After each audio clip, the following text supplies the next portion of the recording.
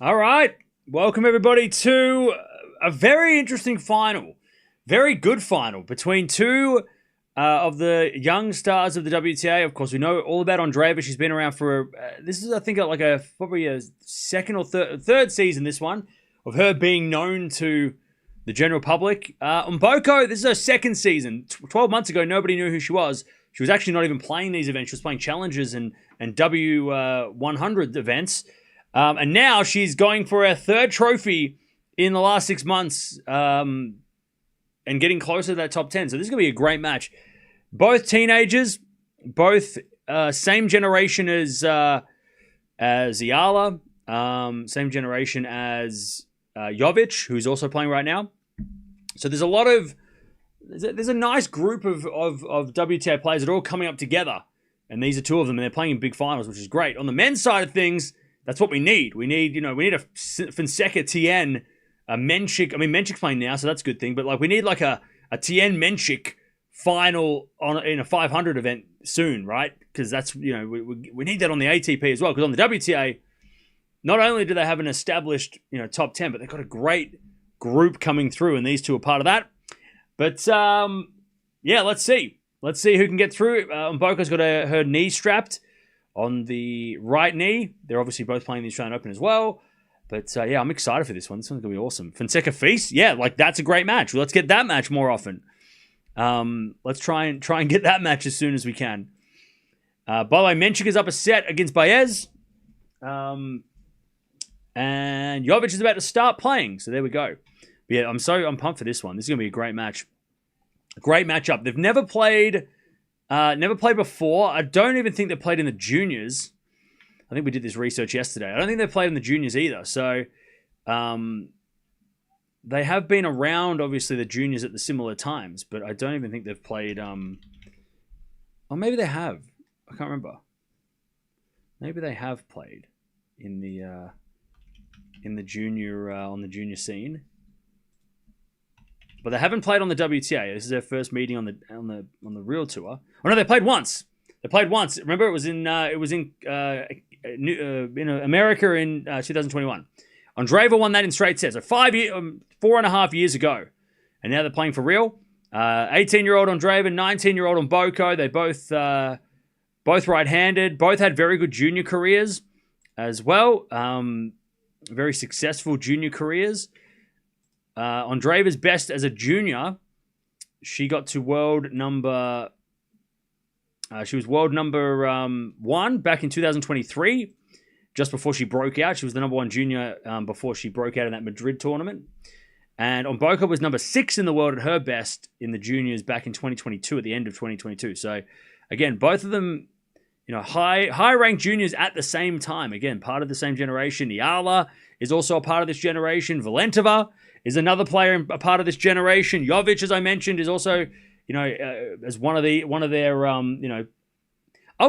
wish, and I don't know how we can do this in tennis, but I really wish they would do on what they do on the the NBA, where they do the draft of 2002, and they look back and you go, oh, look at all those amazing young players, those rookies back in 2002, and how great they became.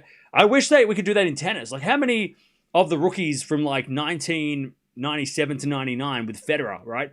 Who else was in that group of rookies, and who became, that's what we should start doing. Somebody want to do that? I don't have time. Somebody do that, please. That'd be great. Who was in that, with Nadal, right? Nadal had Gasquet and Monfils, and, seeing who were the next generation. I mean, maybe we'll do that. We'll just go, who was the next gen of 2005? And that would be a fun exercise.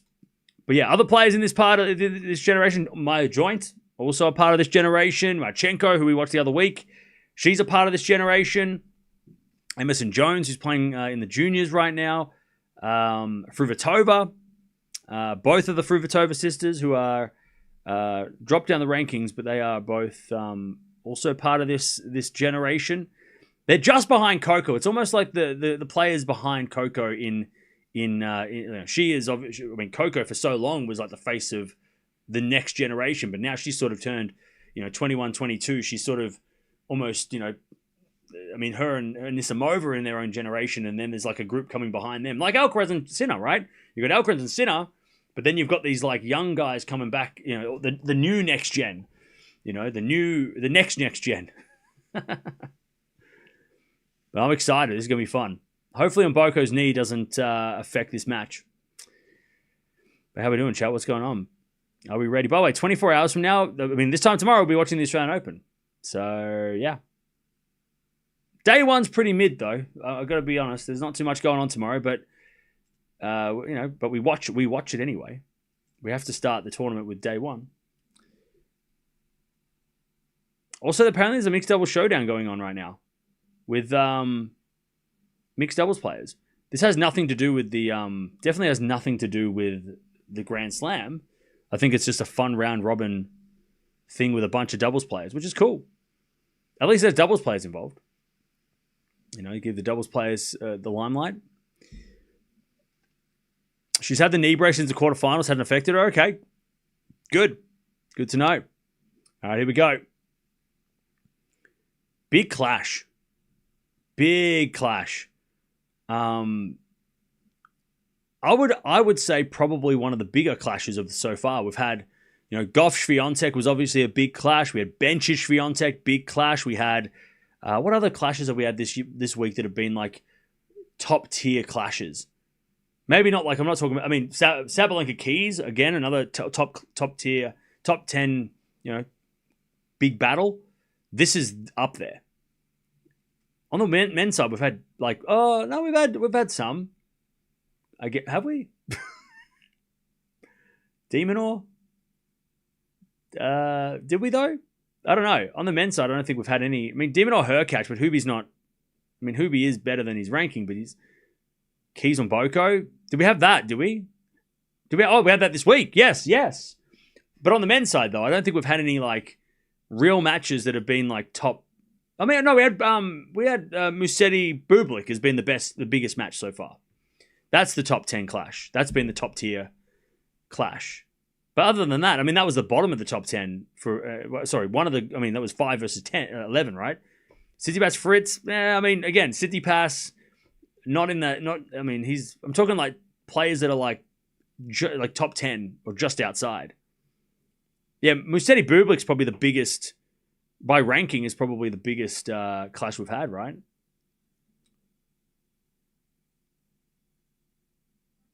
And most people probably didn't even know that happened because I forgot about it too. All right, here we go. WTA just putting on bangers before the real event. Like there's so many warm-up. I mean, there's been so good. So the ATP have got to somehow figure out how to entice every top 10 player to play week one because this is what we get when all the best players in the world play each other before the Australian Open. We don't have to wait to see these players play. The ATP need to figure out how to get Alcaraz and Sinner to actually play before the Australian Open. What's a watch along? It means that you watch and I'm here. We watch together.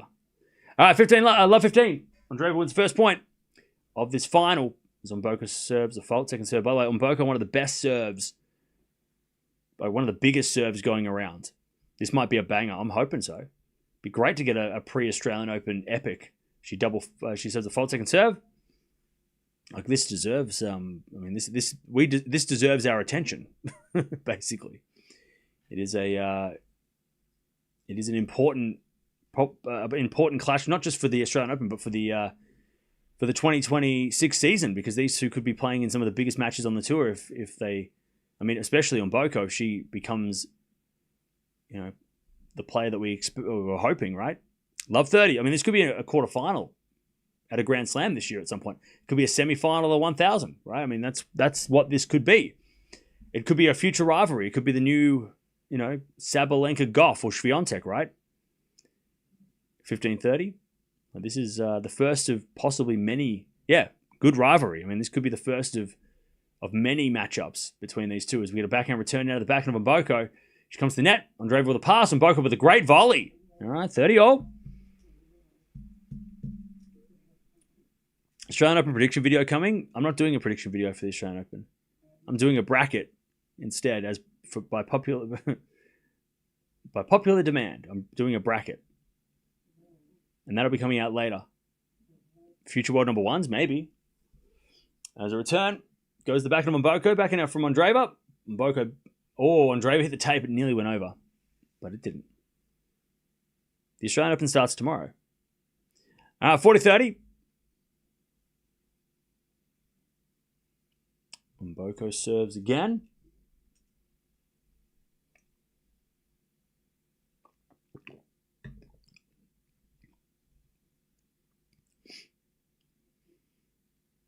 (40-30). Good serve out wide. The return goes in the forehand of Mboko, and she hits it wide on the forehand. I tell you, that serve is so... Her serve is like a Raducanu, like effortlessness. Like that's how her serve is just so... Like it's no nonsense. It's just throw the ball up, hit the ball, and she just hits it so clean on Mboko. It's an effortless serve. It's such a like it's you look at like Alcaraz changing his grip and changing like to look like Djokovic or whatever.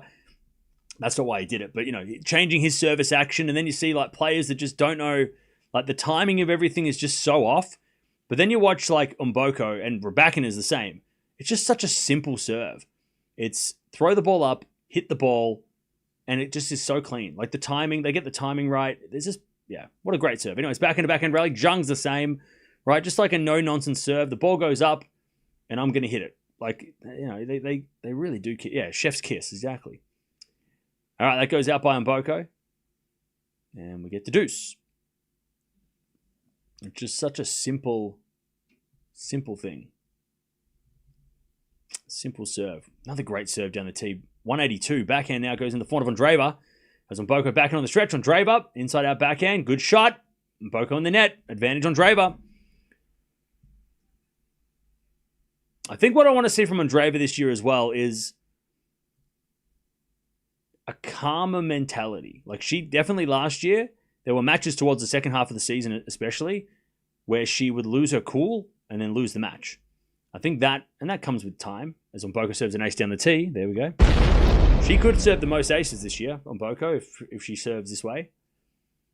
But yeah, from Andreeva, it's like obviously don't lose the fire. Still be fiery, but don't let it like if she loses a tiebreak first set, not getting angry at that, like not getting so upset as she has, at times.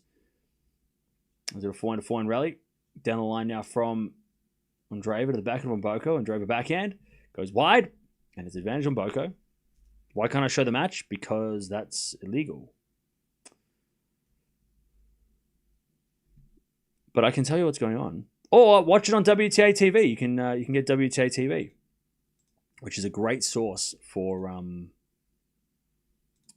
that's what I use. It's great. I think it's like $100 for the whole year. And you can watch every match outside the slams on the women's side. It's great. All right, advantage on Mboko. First game. Serve at the backhand of Andreeva. Return goes forehand of Mboko. Andreeva forehand again. The forehand of Mboko. Andreeva forehand again. As Mboko goes cross court again. The forehand of Andreeva. Mboko gets the point. And the game, it's 1-love. Noskova bottled it. That. Kudos to Mirra. Okay. By the way, Jovic is on as well, and she's at 1-1 in Hobart. So she's trying to get her first title of the season. I really liked the way she came back against Noskova. Well, yeah, Andreeva did do well against Noskova this week. And kept her cool. So that's a good sign.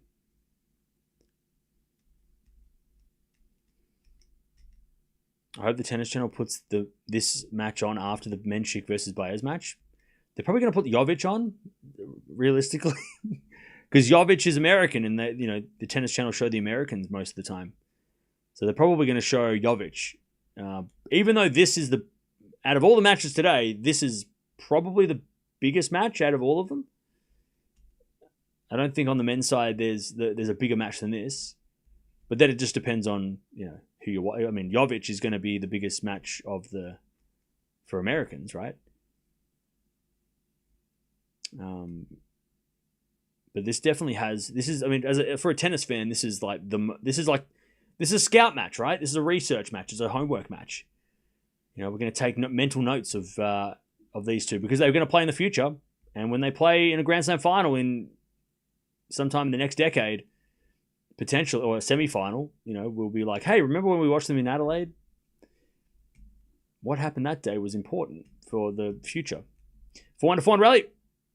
As Andreeva goes down the line to the backhand of Mboko. Backhand from Andreeva across court. Mboko, gets it off the tape and hits a winner. She says sorry, and it's 15-all. 15-all. There's no FAQ, I don't think. Pretty sure.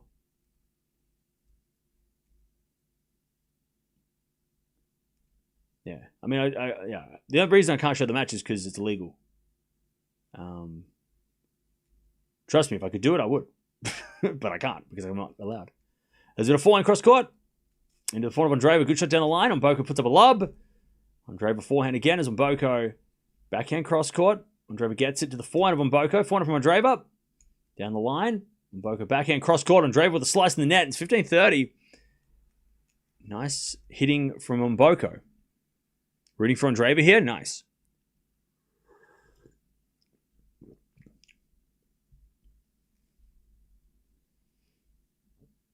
$15.30. Yeah, fair enough, DJ. That's all right. I mean, I've been getting asked that question for 8 years, so it's all right. There's a backhand lob. Too short. And Andreeva puts it away with a smash. 30-0. And most of the time, you answer it for me. You guys answer it for me anyway. If somebody comes in and asks, where's the match? You guys are pretty good with answering on behalf of everybody anyway, so it's all good. Menchik serving for the match. Nice. 30-0. Serve out wide as a fault. Second serve.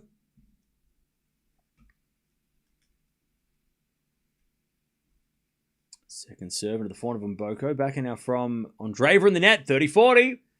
Mboko gets a break point now.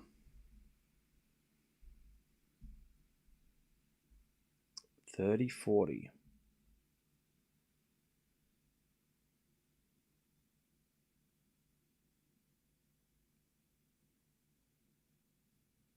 Serve into the backhand of Mboko. Backhand from Andreeva. Mboko again with the backhand. They're just going backhand cross court at the moment. Mboko gets it again to the backhand of Andreeva. Down the line now to the forehand of Mboko as they go cross court with forehands. No one's really taking control of the rally. Andreeva's trying to get the pace going, but she hits it deep. It goes in. Another backhand from Andreeva though as Mboko goes cross court. Andreeva forehand again. Mboko goes down the line. Now Andreeva's in trouble. Slice goes up and out. There's the break. Mboko just wanted it a little bit more. She went for it a little. She went for the down the line when maybe Andreeva was playing a little safe. 2-love Mboko.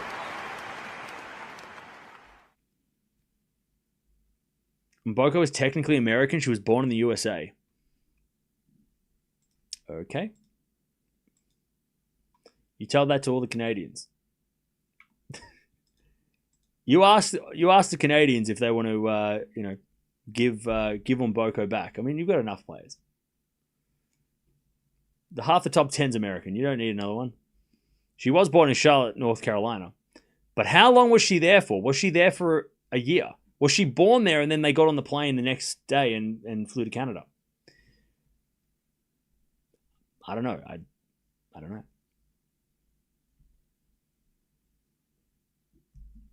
I mean, technically, well, her parents are from from Congo. And they moved to the US due to political turmoil. And then they end up moving. Oh, here we go. She was 2 months old when they moved to Canada. So I think she's Canadian. She's Canadian. Yeah, so her parents from the Congo. They moved to America. She's born, and then 2 months later, 2 months later, she goes to Canada. So she was in Canada. She's been in Canada 99% of the time. And, I mean, it's like Raducanu being Canadian. But she's not. She's British. Or Romanian. Or Chinese. I mean, she's got options. Hey, Perk! Thanks for the 17 months. As Mboko hits a forehand wide and it's 40-15. 40-15. Don't you dare try and take on Mboko. She left America as a baby. Exactly. She didn't even know she probably didn't even know she was in America at 2 months old. 40-15. As the backhand goes into the backhand of Andreeva. Forehand out from Mboko as a passing shot winner. 3-love. Mboko leads this final. All right. Is Baez top 1 dark horse now? Nah, Medvedev's still the dark horse. Baez should definitely be on the list, though, of people to watch out for. She is from African country, right? Mboko's parents are from the Congo, yeah. They moved to America. She was born, they moved to Canada.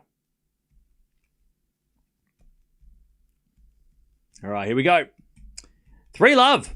Great start from Mboko. It was a tough start on serve for both, but Mboko has taken the advantage. All right.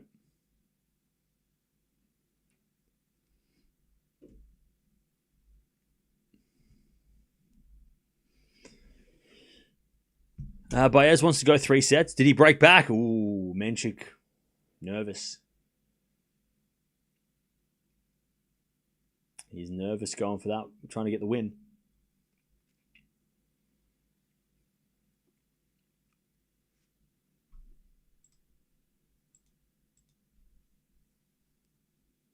Okay. Here we go. 3-love. Mboko with the start. 3-love. As Andreeva serves. Into the form of Mboko. Return. Goes out. 15-love.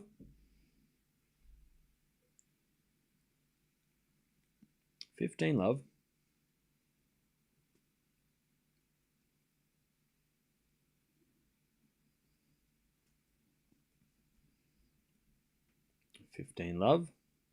As the return goes into the forehand of Andreeva. Backhand on Mboko. Again, the forehand of Andreeva. Mboko backhand again. To the backhand of Andreeva. Mboko gets the forehand cross court. It goes in. Andreeva gets it back. Mboko forehand cross court again. Andreeva just defending. As Mboko with the backhand down the line. Andreeva a slice forehand again. Mboko goes down the line again with a forehand winner. Jeez, Mboko is going after it. 15-0. By the way, if Mboko does win this match, where does that put her in the rankings? She's got to be close to top 10, right? Oh, okay. Puts her in number 14. Close to 13. Remember, in Melbourne, she's got no points, so she could, if she makes a 4th round of the Australian Open, that would also add to her total to get close. She's 1,000 points away from Bencic, who's number 10. If Andreeva wins this, she's still number 7. She stays number 7. She's still a bit away from Pegula, but yeah, on Mboko, so she's closing in on the top 10. She overtakes Osaka, no matter what happens in this match, and then if she wins this match, she'll go to number 14.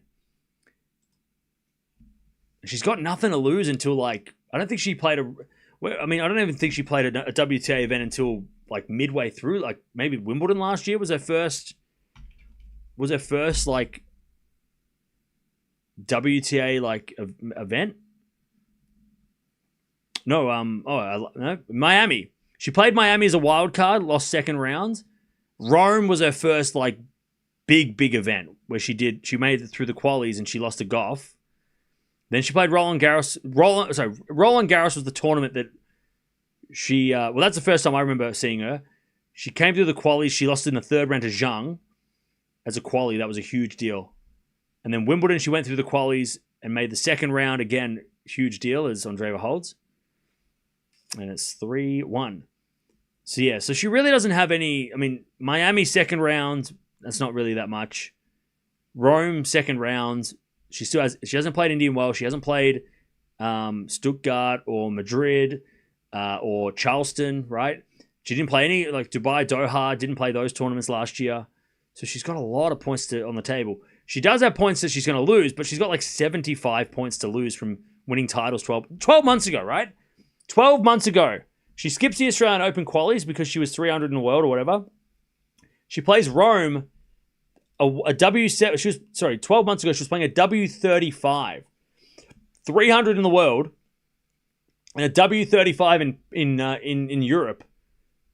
Must have been too far away from the qualies. That wouldn't have made sense coming out here to play qualies because she wouldn't have qualified because she wouldn't have been in the draw. A W35. Now, if you're just wondering, like, what do all these things mean? Well, this is what it means, right? So down the bottom there on the left, right-hand side, you can see W35. So the ITF do W 100, 75, 50, 35, 15. And on the men's side, they do an M25, M15. So 35 is the second, like, is almost the lowest of professional tennis. So 12 months ago, she was playing at like the bottom tier of professional tennis. Obviously, just starting, 18 years old.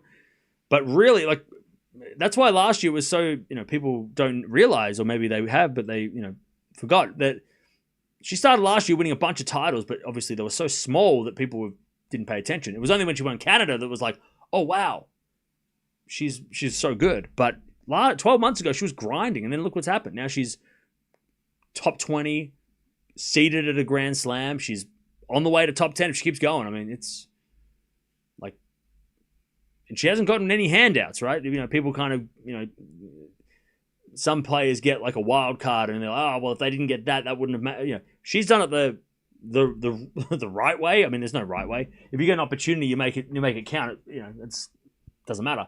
But she's done it the tough way, right? I mean, even Andreeva, she got a wild card to Madrid, made that count, and now she's here, right? She took that opportunity. Now we're back on serve, 3-2. Whereas, Mboko's done it the hard way. No handout. She's got a couple of wild cards, but that wasn't where she broke out. She broke out going through the qualies, and then winning a couple matches, right? She's really, like, yeah. I mean, and it's not like she didn't deserve a wild card. She could have got wild cards for a lot of events, but she didn't. 12 months ago, she was playing so, like, tiny events that nobody was paying attention to, and now, I mean, it wouldn't be crazy to say that she's on the WTA, she's definitely definitely not a contender, but she's in the mix of, like, if you picked her to win, I don't think people would laugh at you.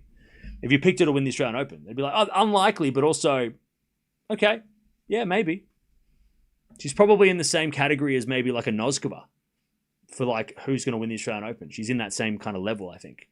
Like, what is her chance? Well, she's definitely got a chance. 3-2. We're back on serve.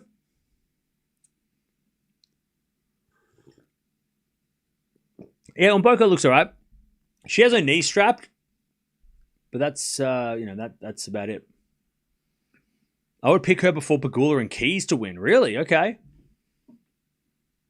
Interesting.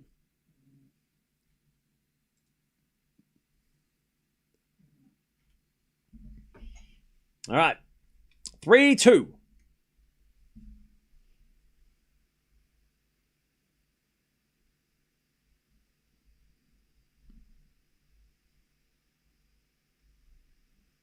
As Andreeva serves.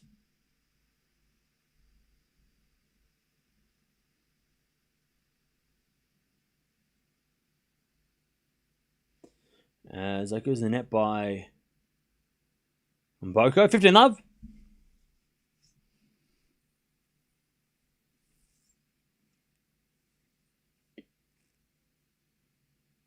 Baez missed 3 set points. Oof. 15 love. As the return goes into the forehand of Andreeva. Forehand now from Mboko. The forehand of Andreeva. Mboko backhand. Goes cross court. So Andreeva goes down the line with her backhand. Forehand now is Andreeva again to the backhand of Mboko. Slice now Andreeva. Mboko with a forehand cross court. Andreeva doing some defense as she hits it deep into the forehand of Mboko. Backing out from Andreeva. Mboko goes cross court in the net. I think Mboko thought Andreeva's shot might have gone long. But Hawkeye said no. 30 love.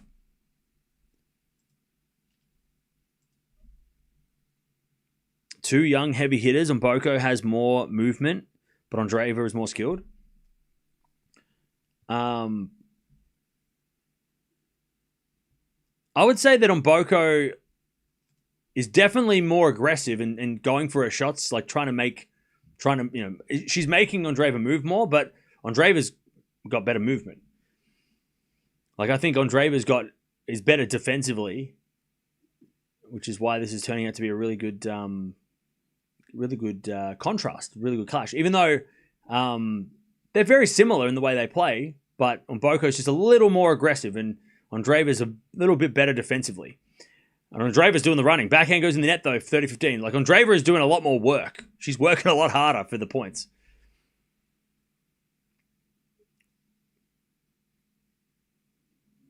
And you got to wonder how long it's going to be until Andreeva starts getting annoyed. Because she does get annoyed. And she's had to work pretty hard for this. I mean, it's been 23 minutes for 5 games. She's done a lot of running. She's had to work pretty hard. Menchik wins? Come on, Menchik. Where is Menchik in the draw? Come on. Chat, he's in Djokovic's section. Boo! We don't want that. We want Menchik versus Sinner.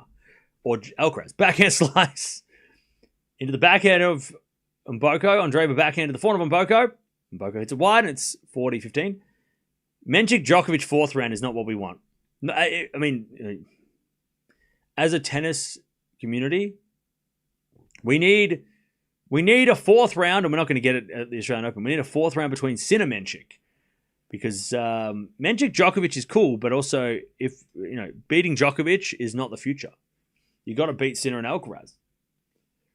But by the time Menchik gets to the semi, let's say he beats Djokovic and makes the semis in Australia, I don't really want to play. I don't want to see Menchik take on Sinner in his first semi-final of a major. That's too much pressure. 3-all, by the way. I'd rather see Menchik or one of the young guys take on these big boys early, so that way they only have to deal with Sinner. They don't have to deal with Sinner and the situation in the moment. You know what I mean? Like Menchik playing a semi-final of a major, and you've got to play Jannik Sinner. That's too much. But playing Jannik Sinner in like the 3rd round, that's better. You just have to deal with like Sinner, right? You don't have to deal with like the pressures of trying to make a Grand Slam final and playing against this guy. Same with Alcaraz, right? You want to play him early, so then at least you don't have, you only have to deal with you don't have to deal with every, you know what I mean? You know what I'm saying? Good return winner from Andreeva, love 15. Like Fonseca, if he's healthy, taking on Sinner in the 3rd round is much like that's a good clash. That's interesting. Hopefully he's healthy though. God, I hope he's healthy. I'm glad that he's playing. He's more like he's going to play Sinner instead of Alcaraz. Though I think if he plays like Alcaraz against Sinner, we know that could work. So, as long as Fonzie's got to get through both matches in straight sets, and hopefully the back is fully okay after not playing at all. We need a healthy Fonseca versus Sinner in that 3rd round to get a real test of like. And if Sinner wins that in straights, then we'll go, okay, they're not ready yet. But at least we've got to get a good idea. If Fonseca's not healthy and we watch that, it's like Draper last year, right? When Draper played Alcaraz at the Australian Open, after playing 3-5 setters, it wasn't a true reflection of that rivalry. And he retired in that match. It wasn't fair. It wasn't a fair assessment of what that rivalry could be. As Mboko's missing a lot of shots now, 15-40.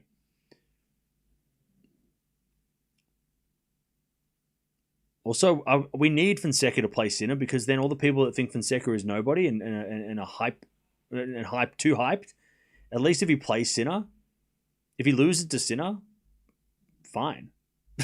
But he lost to Sinner. He played Sinner. A lot of players lose to Sinner. All right, Mboko double faults. It's 4-3. 4 games in a row from Andreeva. And Mboko, after the lead, is just... I mean, the first 2 games, to be fair, could have gone either way. But Mboko... struggling now. 4-3. How many times did Roger win the Australian Open? I think 8? 7. 7? 04, 06, 07, 08, 17, 18, and maybe one more time in the middle there somewhere. So I think he won 7, didn't he? 6? Wait, 04, 06, 07, 08. Didn't win 09. Didn't win... Oh, 20... No, sorry, he didn't win 08, did he? He didn't win 08. Sorry, Djokovic won 08. Did he win 2010? 2010. Yeah, 2010. And then 17, 18. Wait, I fucked up. Hang on. So 17, 18. 17, 18. He won 04. Beat Safin. 06, he beat Bagdatis. 07, he beat Gonzalez. 08 was Djokovic. 09 was Rafa. 10. Can't remember who he beat. So 6. Okay, so 6. Why did I think more?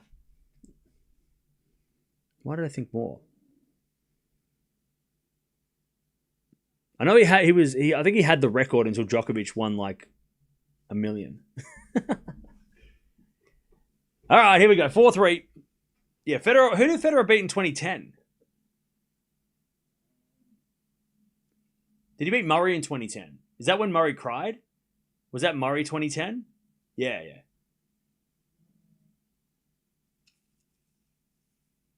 All right, backhand slice from Mboko. Andreeva's got the lead here. 4-3 as Andreeva comes in with a volley. Mboko, good defense, but Andreeva eventually puts it away.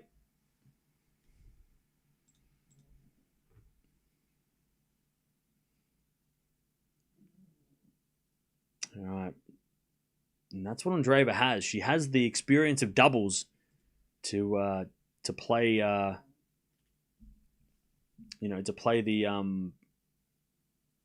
play at the net. All right, 30 love. Just asking because my feed says opening ceremony with Roger at 3 a.m.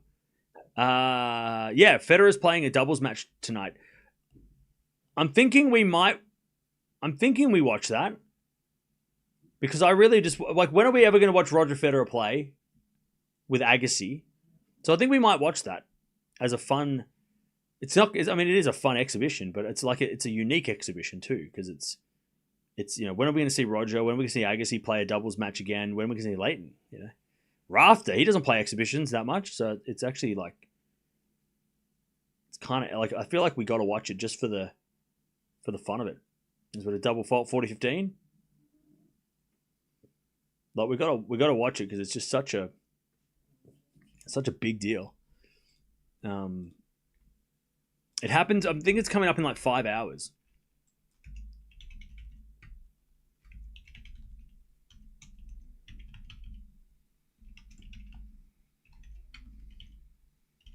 All right, Andreeva holds.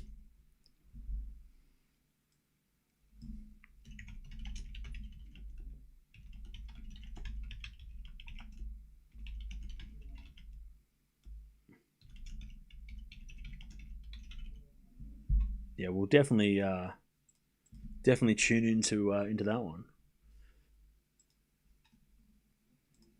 All right, 5-3. Andreeva has won 5 games in a row, and Mboko has just lost the momentum.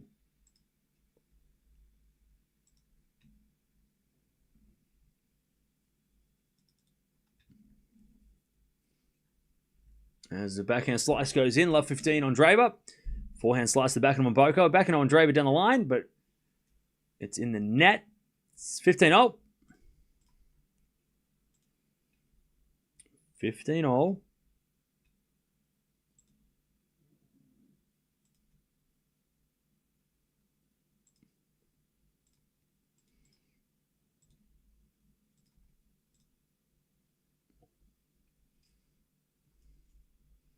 right, 15-0.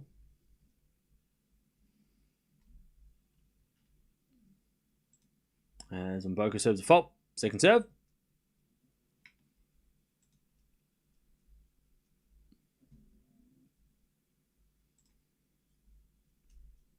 As the return goes in, and then Mboko puts it in there on the forehand.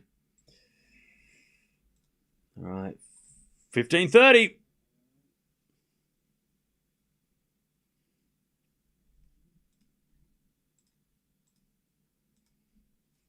Seven to the backhand of Andreeva. Backhand on Mboko. Andreeva backhand on the stretch. Mboko with a drop shot, but it's in the net. Wasn't the worst idea, but it wasn't good execution. Set points, 15-40. Andreeva to take the first set. She was down 3-love. So she's about to win 6 in a row.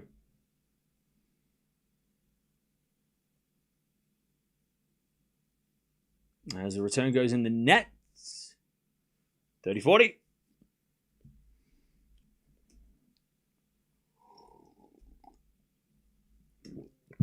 30-40.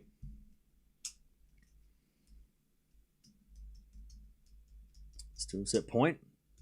Serve to the backhand of Andreeva. Final from Mboko. That's a good shot. Andreeva gets it. Mboko wins the point. And it's deuce.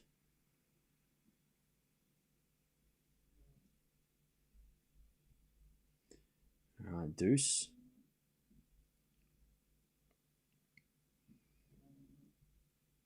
Serve out wide the point of Andreeva. Point from Mboko. Oh, she overhits it. Advantage Andreeva.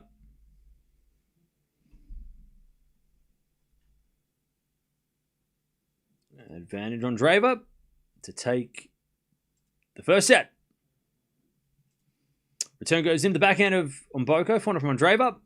As Mboko backhand cross court. What a shot. Slice goes in from Andreeva. Mboko cross court goes wide. Great defense. 6 in a row for Andreeva. 6-3. God, Mboko. That was a great backhand. She needed to follow it in. We haven't got the board out for a while. Let me show you what's up. So this is what happened. This is where this is what happened. So Andreeva and Mboko was here, right? So Andreeva was here. So Mboko goes for the backhand, and it was about here. It was like this great angle. And Andreeva was here, but what she had to do was move in so then she could try and go for the volley. She was probably a tad further back, so maybe that's why she didn't go in. She didn't feel comfortable going, like, running in from here. Because Andreeva could have easily gone down the line and done something crazy. But she stayed back. Andreeva got it back, and then Mboko went for the same shot again, and she overhit it because Andreeva's got, Andreeva does have, like, Coco Gauff rallies. She has got that kind of, that great, Coco defense. But that's where, just those little things. But also, like, when she hit that backhand, Mboko, she almost had to, like, before she hit the backhand, go, I'm going to the net if I hit this in. But she obviously didn't have that in her mind. She wasn't thinking of approaching. It wasn't going to be an approach. Because what Andreeva did was sliced it back, and if Mboko's at the net, she wins the point if she hits the volley in, right? But she didn't. And that's something that Andreeva's been doing. She's not afraid of the net, right? She's with the doubles, she's automatically going to the net when those things happen because that's what she knows. All right, first set in the bag. Mirra's quick, yeah. But she has got that, like, Coco defense where you think you've hit a good shot, but it comes back. And Coco does that. That's how Coco won the French Open. Against Sabalenka. Just kept making shots, and then eventually Sabalenka would overhit, right? And make those 50 errors, right? Andreeva does that too. She just has that ability to get it back, and make you hit so many more shots. All right. First set in the bag, 6-3. They turn a lot of defense into offense. Oh, yeah. That's exactly like the counter-punching aspect of that as well. She hits a lovely smash away there. Andreeva, 15-love. This is why Mirra's a lock for 30 slams. Greggs, you are optimistic, but I appreciate it. 30 slams is a lot. She probably needs to have about 5 by now if she's going to get to 30. All right, return goes into the backhand of Andreeva. Sliced down the line. Passing shot in the net by Mboko. And it's 30-love. 30-love. Important news.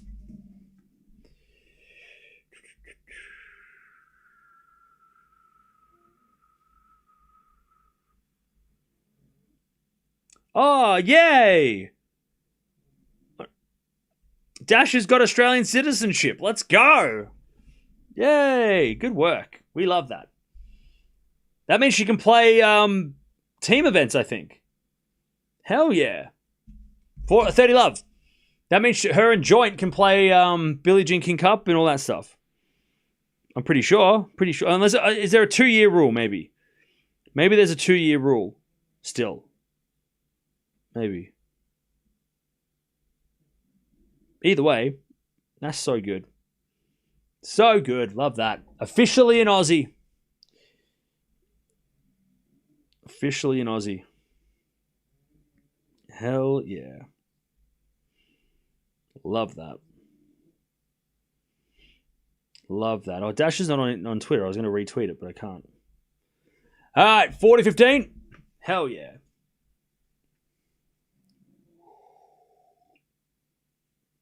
No, Dasher changed. You can change nationalities in tennis. You just can't. It doesn't mean you're a citizen. Like, there's a lot of players that are changing from Russia to other countries. It might be because of visas, right? It's hard to get visas for Russian players, maybe, or maybe they just want to relocate, right? You know, players that play for Kazakhstan, right? There's players that play for Uzbekistan. There's players that are playing for other European countries. One Love Andreeva, you know. But now Dash is a citizen, so that means she can play. I know there's a rule that you have to be a resident for like 2 years or something before you're recognized as a person from that country to represent that country. You have to be a part of their. You have to play for them for 2 years. But I don't know if Dasher, if being a citizen maybe fast tracks that, and she can now be she can play for Australia at the Olympics, right? And she can play for Australia in the United Cup next year and all that stuff. Love 15. Mboko is just missing a lot. All right, love 15.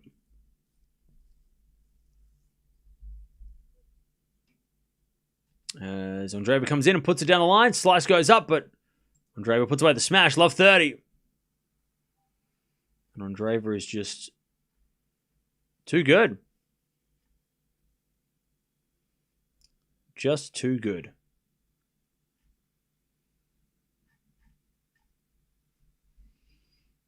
Love 30.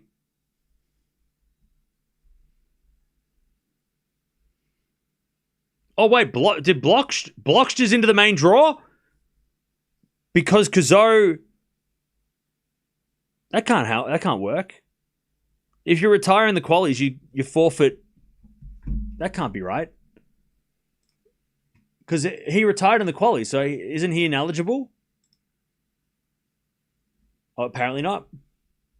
Anyway, it's 4 into the back end of Mboko. Mboko on the net 50-40. Because wait, how's he going to play a first round if he's not healthy? Like, how can you retire in the qualies and then... Blocks being in is great. Don't get me wrong, but it's also... I thought if you retired, you forfeited... You're out of the tournament. You can't be put in. I thought... And also, like, if you retired... How are you ready to play the first round? Like, that doesn't make sense. Because what if he doesn't... He might retire from the first round. How does... None of that makes sense. That doesn't make sense. He is in, though, apparently, according to the internet. But that...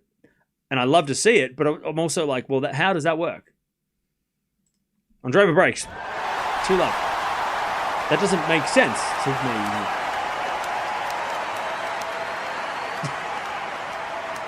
Because what, like, is he going to be okay? Can he play? Like, he's hurt. Isn't he hurt? Isn't he retired? He retired. So how does he... He's had some problem before getting treatment. He might be the first lucky loser to withdraw. In a great, like, he might withdraw and be replaced by another lucky loser. Like, he might be replaced again.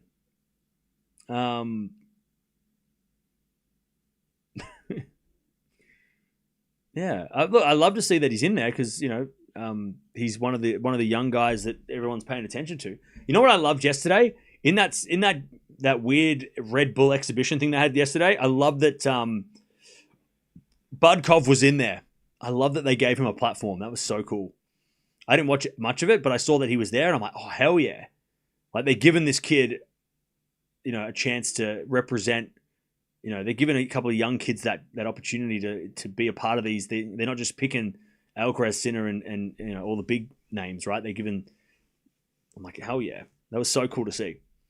40 Love. She's won 8 games in a row at the moment, Andreeva. And Mboko was up 3-love about 30 minutes ago. And things have changed. Slice goes in. Mboko comes to the net, but hits it in the net. 3-love. She's won 9 in a row. And this is getting a bit ugly now for Mboko. All right. 9 in a row.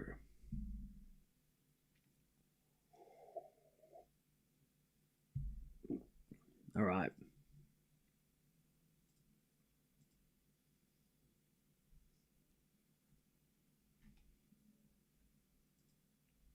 It's so good that Dash is an Australian citizen the day before the Australian Open too. We love that. Even better. Great timing. Why isn't Vika playing the AO? Because she was not high enough ranked. She didn't get a wild card. We haven't seen this Mirra since Indian Wells. True. It casually says she won 9 games in a row. Well, she did. It felt like it was pretty casual. Now, Mboko's getting the trainer out, so that is not a good. That's not a good sign. She does have a knee strap, so it's not like she. It's. She's been dealing with this for a while.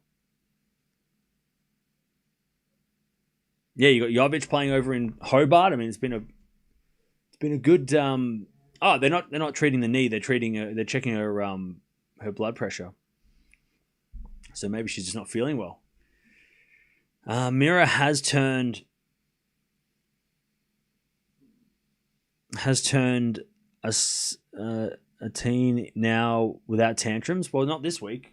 You got to give her, put it when she's under pressure, and let's see then what happens. But hopefully she's over that, or she isn't. That is in the past. Mboko should save herself for the AO. Well, that's got to be a consideration, right? Mirra was good at RG. She was until she played the French woman in the quarters. So that's true too. She was.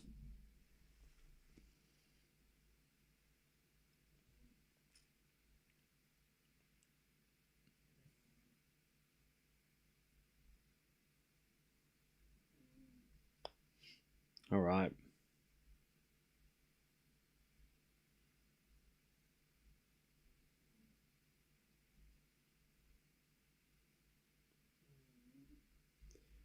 Just checking her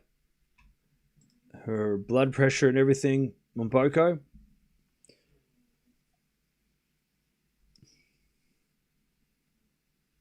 So yeah, Cocciaretto was serving for the set against Jovic. By the way, don't forget to subscribe if you haven't already. We're almost at 278k, so thank you for that. Australian Open starts tomorrow. This time tomorrow, we'll be watching Zverev, probably. And then tomorrow night is Alcaraz, Sabalenka tomorrow night as well. During the day, you got Paolini in action. Somebody else, other players are playing. Can't think of who else, but tomorrow's a weird day. It's very it's definitely a soft launch for the AO the Sunday. It's got some matches, got some names, but but it's not like day 2 will be crazy. Day 2 is going to have madness. Day 2 is going to be busy. Official medical timeout for Mboko.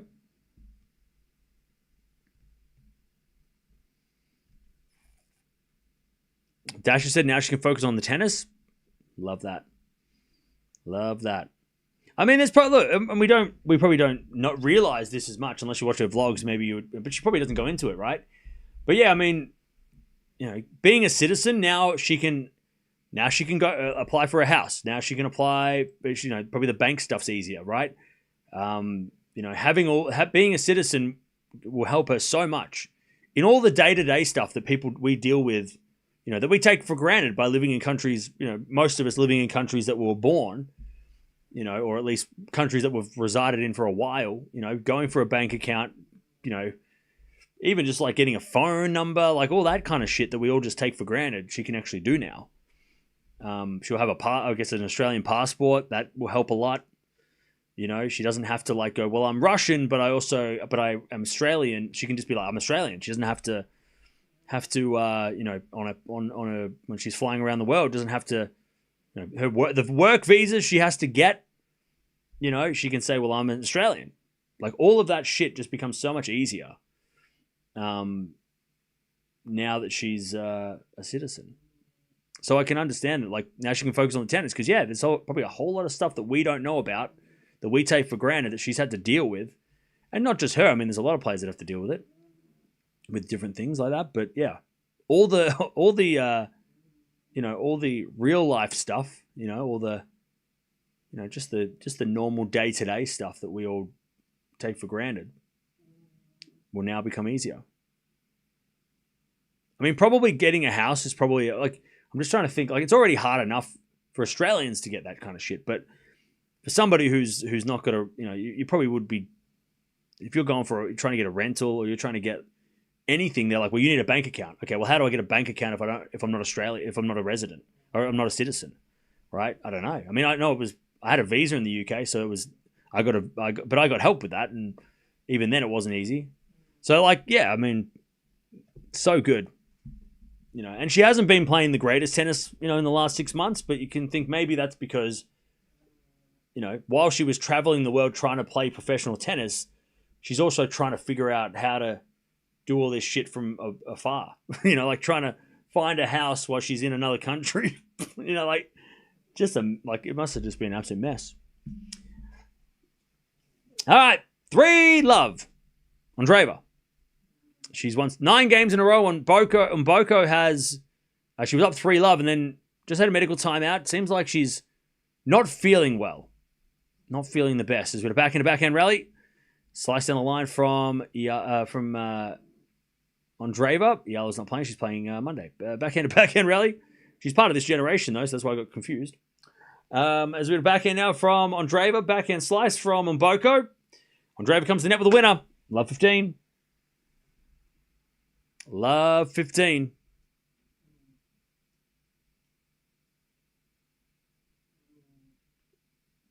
Love 15. If this goes 4-love, it's going to be a walkover, you reckon? All right, love 15. 7 to the backhand of Andreeva. Andreeva in the net. 15-all. I don't think Mboko is going to retire this match. Because, if they were dealing with the knee, I'd say maybe it's that. If that was bothering her, I'd say yes. There could be a retirement. But I don't think she's going to retire if she's not feeling well. Because that is not going to get worse by playing. Like, it's not an injury. Does that make sense? Like, I could see on Mboko, if that knee was getting worse and she's like, I don't want to risk it. But if she's not feeling well, she's probably not going to retire. Because unless she's like really, really sick and feeling really, really ill, but I don't think she will retire. All right, 30-all, great drop shot from Andreeva. Mboko not the type to retire. Yeah.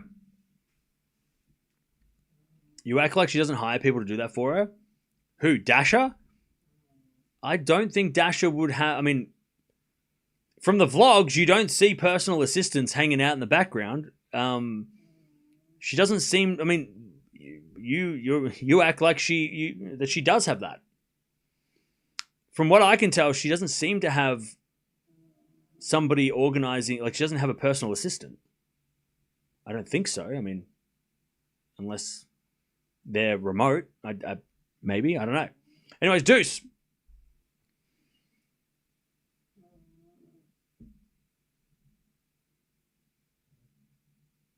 As Andreeva hits a lovely pass. First serve is a fault, second serve. Also, brother, why have you been timed out 23 times? What's going on? What has happened? As with a forehand down the line, into the backhand of Mboko. Andreeva goes in the front of Mboko. Again, the front of Andreeva. As with a backhand from Mboko into the net. Advantage. Advantage Andreeva. Friends, family, agent. Yeah, but her friends and family are in Russia. So how would they be able to open bank accounts in Australia for her? I don't understand what's going on. Anyways, deuce. Also, you can't really just get your friend to open a bank account in another country for you. Like, I don't even think I could get my friends to do it here. If I called my friend and said, hey, could you open a bank account for me on my behalf? I don't think you can do that. You have to do it yourself. You have to do all the documentation yourself.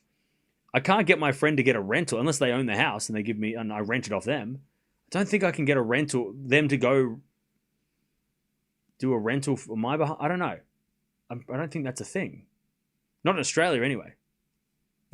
Yeah, I don't think I can get my friends or family to do. I mean, maybe family's different. My parents could probably do something on my behalf, but that's probably about it. Anyways, Mboko holds 3-1. But Dash's family's in Russia, so how could they do something in Australia? 3-1. Paolini's the dark horse for you. Okay, fair enough. Dash has said she can't wait to wear green and gold. Let's go. Now she's actually like proper Aussie now. Like before she was like, I'm representing Australia. I've chosen Australia as my country to play for. I'm like, yes. Now she's actually an Aussie. Like citizen. So good. So good. So good. I love that. And trust. We like Australia. If you choose to play for Australia, I mean, out of all the countries in the world, you choose to play for us and you choose to be here, we treat you like you are like, well, I mean, there's an exception to the rule, but there's most of us, the majority of us, back those people as our own. We treat them as our own. So she's going to get as much support. I mean, she would have anyway, but like being a citizen takes it to another level of like, oh shit, okay, you went to all that trouble to be here. Oh, okay. You really want to be, you want to be like Australian. Okay, hell yeah.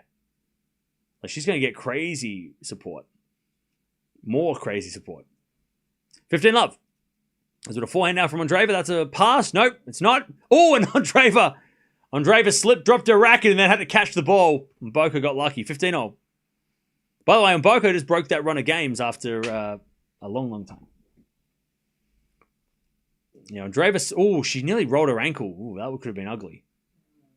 She kind of twisted the leg a little. She's all right.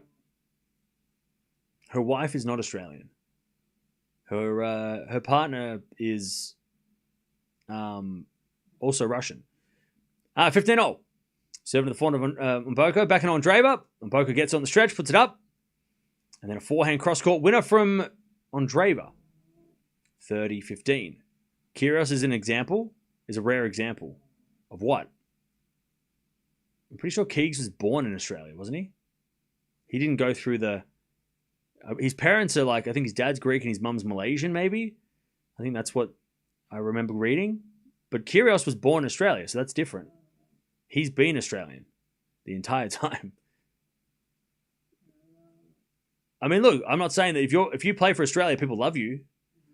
I'm saying if you choose to come here and be Australian, people are going to embrace that.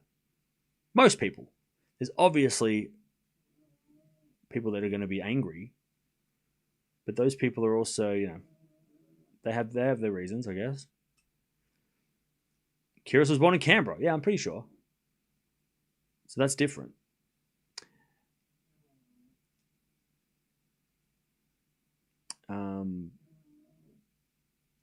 There's a backhand return into the forehand of Mboko. Forehand from Andreeva, 30-15.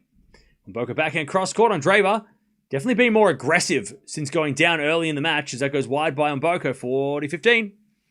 Did other countries offer two?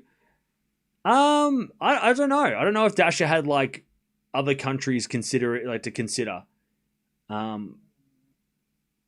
Look, she could have played for Kazakhstan, right? A lot of players from Russia play for Kazakhstan. Uzbekistan seems to be a pretty popular destination for some Russian players now. She could have played for anywhere in Europe. They could have, I think, Spain or any of those kind of countries. Austria, Potapova's playing for Austria, right? But she said she chose to play for Australia because she has a lot of friends. Like, she has friends here. Like, Saville, Rodionova, right? People that are featured in her blogs are Australian. And they're Russian born Australian. So she came here for that reason too. She has friends from here that are from Russia. As a bit of backhand rally, slicing the net by Mboko. Andreeva 4-1. Yeah, Tomatovic was Croatian. And then she came here.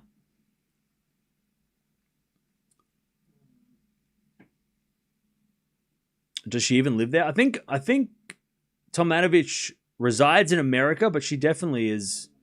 She's been playing for Australia for probably most part of the last decade. She lives in America, but like most players don't live where they most players don't live in the countries that they were born or they represent. They some are in Monte Carlo, some are in Dubai. Some people reside in different parts of America. Some people, it is what it is. But it's who they represent, like who they play for. I mean, Djokovic lives in Greece, right?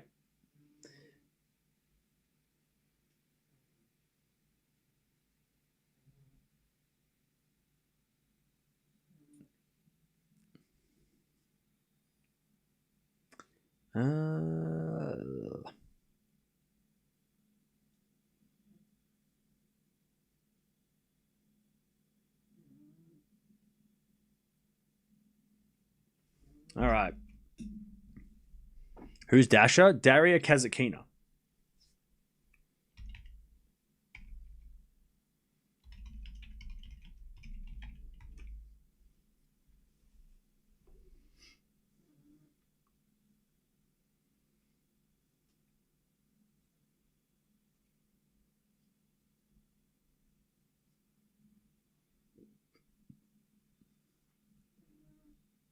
All right. Love 15.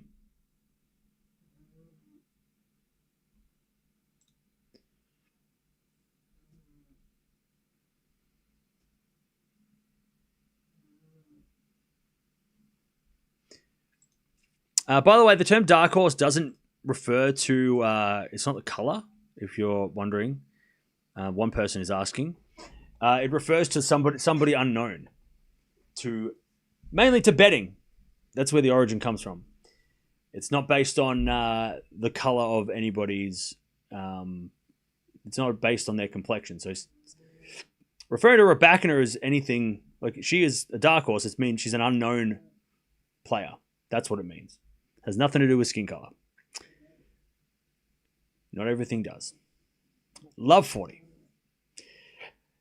As we default, second serve. It's like being kept in the dark, right? That's what it's on the same lines as that. Does that make sense? 1540.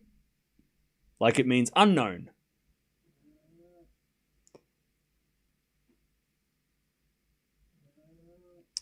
All right, 1540. As we default, second serve. Second serve. Into the forehand of Andreeva. Back in on Mboko. Goes out. Man, Andreeva has just been on fire. And Mboko let the momentum go against her, and she hasn't been able to get back. And now Andreeva's going to serve the match. It's only been an hour. It feels like this match has been longer. Like there's been more to this. Well, Raducanu is a favourite, so you can't even say she's a dark horse because she's one of the contenders. Dark horse would be... I mean, Bencic probably doesn't qualify. Because I think a lot of people are like, who's an unknown, like it would be somebody like,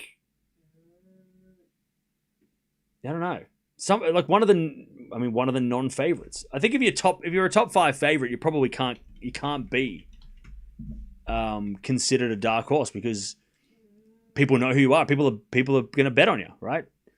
It's someone who's actually, no, Bencic is way outside the betting favorites.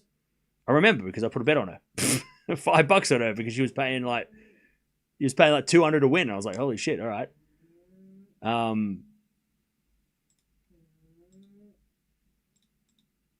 Yeah, so like the 5 favorites, right? It goes Sabalenka, Swiatek, Anisimova, Raducanu, and Gauff.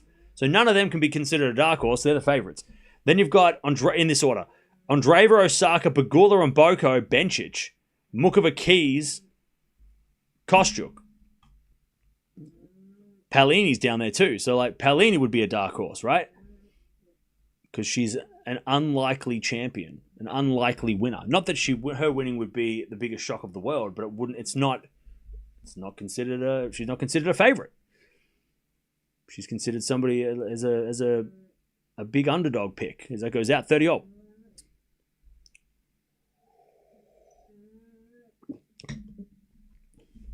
Bencic is a dark horse. Well, yeah, I mean, that's why I'm shocked because I think she should be at least top 7 favorite. She should be probably behind Coco. The way she's been playing, I think like Bencic should be considered a higher favorite than some. As that goes out by Mboko. Here we go, match point. 40-30. Championship point for Andreeva. It's been a strange match. Mboko started strong, but it's been Andreeva ever since that 3 leaders. The return goes in the net and Andreeva wins. There it is. Disappointing for Mboko after the first start of this match. She only won 1 game out of the next 13. They hug it out. This will be the first of many meetings. And Andreeva gets the first win. It looks easier than it was, though. The first set was definitely... I mean, there was an opportunity after Mboko gave back the lead. There was a chance for her to break back and try and, get back in it, but that does look a little deceiving. It looks like Andreeva dominated. She did dominate throughout the middle of the set and the second set for sure. It was all her, but that first set was the 6-3 was definitely not as simple as it looks. And Mboko she'll learn from that. She'll learn and get better. Remember, it's only her third big final in her career in the last 6 months, and she lost to a top 10 player. She lost to someone better than her. So it's she will get a win over Andreeva in the future, I'm sure.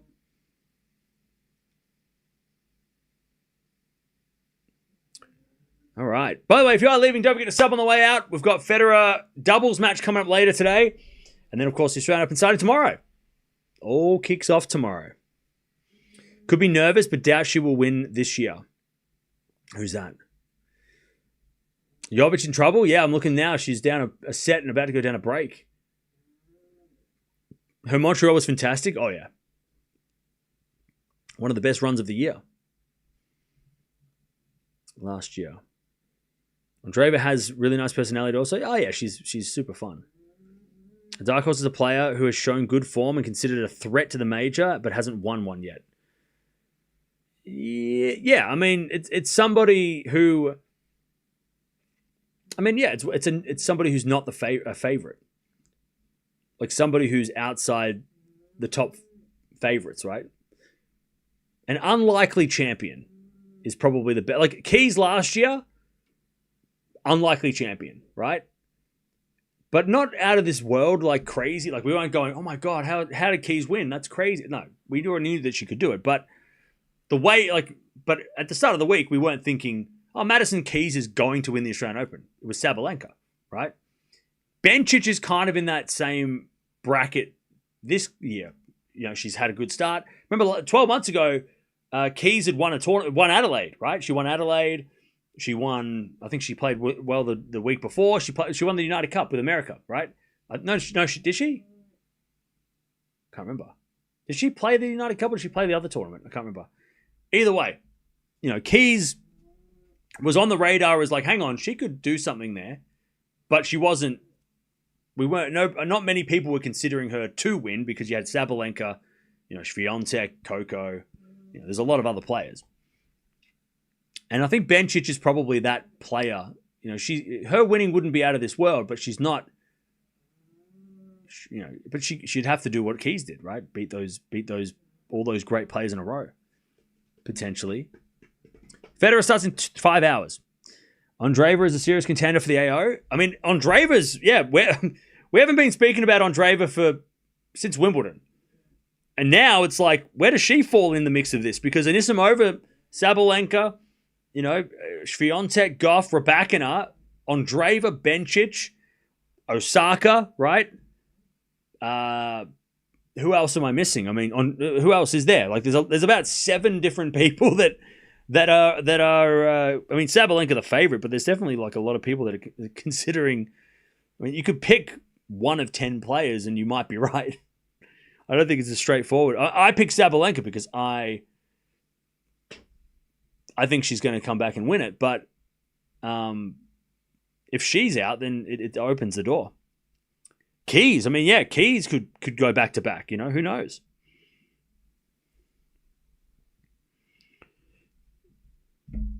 Pegula, yeah, Pegula's another one who's sort of, who knows, right?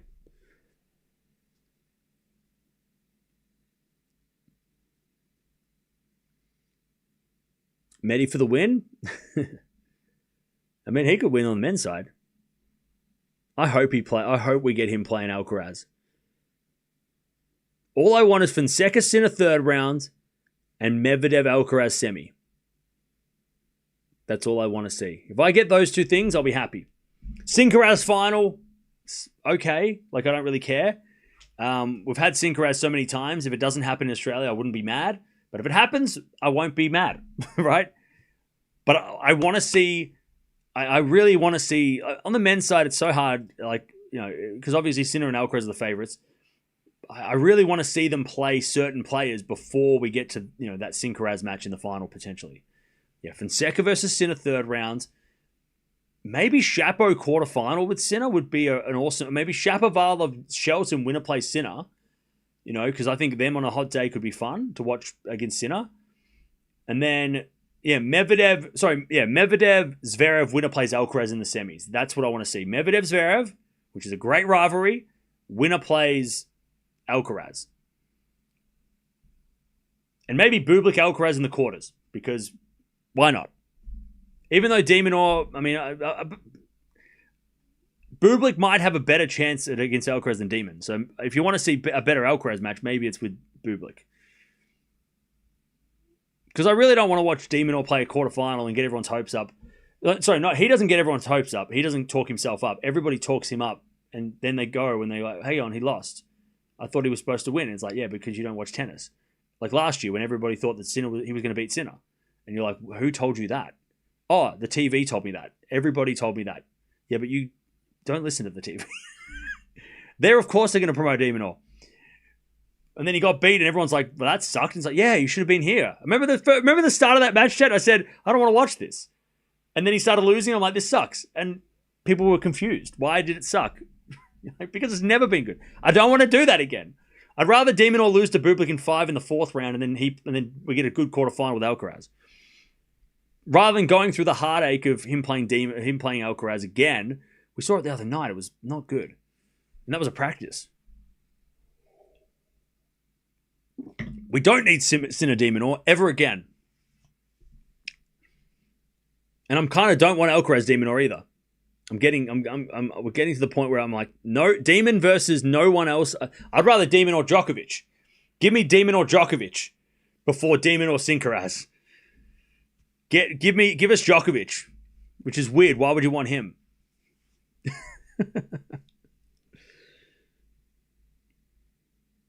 I can't go through De Minaur versus Sinkeraz again. It just hurts too much.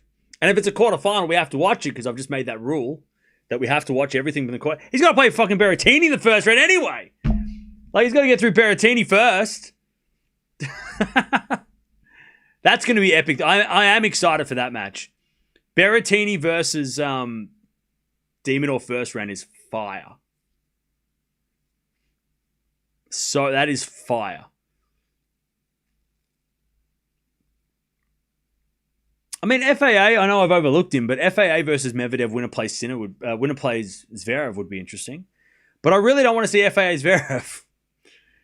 That's going to be 4 hours, 5 hours of just a lot of stuff.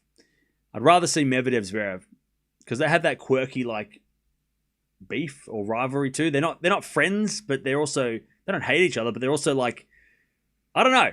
There's just a weirdness between them that I want to watch. We haven't seen it for a while. Yeah, FAA and versus Zverev is a lot of walking around between points and a lot of taking it time. Like, the shot clock's going to get worked. We're going to get 4 hours of not much. Not much playing. More, and there's going to be tie breaks because they're going to be serving. I don't want to watch that. I mean, FAA played nearly a 2 hour match. Speaking of Zverev, he's on the TV now. I mean, FAA played a 2 hour exhibition against Sinner. And Sinner doesn't play slow, but it was a bit of a drag yesterday. I'm glad it was close, but it was like, ugh. Yeah, Medvedev Zverev is fun because like they've got this weird tension. At least from Medvedev's side. Medvedev's like, yeah, we're not best friends. They did play in Paris last year and it went to the third set tiebreak in the quarters. So they have played recently. They've actually played in China as well. Hang on, how many times did they play last year? 3 times. And it was 2-1 Medvedev. So yeah, it's a great rivalry. It's one of the best. They've played 22 times. And Zverev just won his first match in a long time in the Paris Masters. So yeah, who doesn't want to see? That's a 5-setter right there. Plus Medvedev's going to be doing Medvedev things, right? Medi doing the Medvedev, right? He'll be doing all kinds of weird shit, and Zverev's going to have to be putting up with that. I mean, who doesn't want to see that? 22 is crazy. People might not realize that is actually a bigger rival, probably the biggest rivalry we've got, right? I mean, who besides Djokovic, Monfils, maybe who has played more times than them? Is Medvedev Zverev the biggest rival, like the most two players have played each other, active players have played each other? Besides like maybe Wawrinka, Djokovic, it's got to be up there, right? 22 times is a lot. Federer and Nadal only played, I think, 20, 30 times, right? Maybe. Yeah, because they played 30. No, wait, did they play 20 times? Nah, Federer and Nadal played more than that. Did they? I know isn't it like Federer and Nadal 20, Federer, Djokovic 40, and then Nadal, Djokovic 50? 60. They played 60 times, right? I think that's how it works, right? Nadal 30? Okay. Is it 30, 40, 50? Is that I'm getting it wrong? It's 30, 40, 50, isn't it? I know it's some weird number where they've played like almost the exact, like they played like 30 times Nadal, Djokovic, Federer was 40, and then 50 times for Nadal, Federer, or Djokovic, right? Anyways, so like Zverev and Medvedev have played 22 times. They've almost played as much as Nadal. I mean, that's insane. That's insane. And they have barely played at slams. I think they've only played once at slams, maybe. 40, 60, 50. Is it though? 40, 50, 60? Nah, Federer and Nadal haven't played that. They didn't play that much. No, they did. They played 40 times. Oh, okay. Did they? Okay, so then Federer and Nadal. So, yeah, okay. So, yeah, they haven't played that much. They've only played 22 times. They only played 22 times. But I'm just trying to think, like, I don't think there's a active rivalry going on right now that's had more matches. Unless Djokovic versus Wawrinka. I mean, Djokovic-Wawrinka is probably the next one, right? They probably have played 27 times. Yeah, okay. 20. Yeah, so maybe Djokovic-Wawrinka is the most... is the biggest rivalry based on head-to-head matches played. But yeah, Medvedev and Zverev, they played at the Australian Open in 24, and there was an epic 5-setter. Remember the semi-finals where Medvedev came back from 2 sets to love down. I think he was 2 points away from losing. That's the only time they played at a Grand Slam. Was the Australian Open 2 years ago. So we have to get that match again because they've only played one match, best of 5, and it went 5. We need more of that. More Zverev. I don't know. We'll figure it out. We've got time to figure out the name.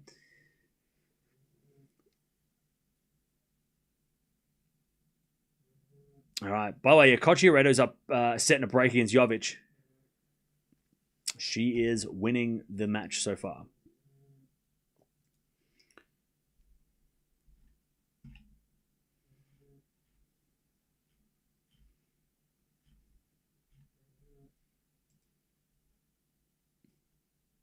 All right. Well, we're done for now. We'll be back. Pardon me. Oh, pardon me. We will be back for this doubles exhibition happening with Federer and Agassi and Hewitt and Rafter, which I'm very excited to. That was a good one. Zverev Medev. Yeah, I don't know. Yeah, clip that. But yeah, so we get to watch some legends doubles, legends, right? I think there's like 32 slams between them or something. Rafter 2, Hewitt 2, Agassi 8, Federer 20. So yeah, like 30 plus slams between them. They all played each other. I think Federer Rafter played.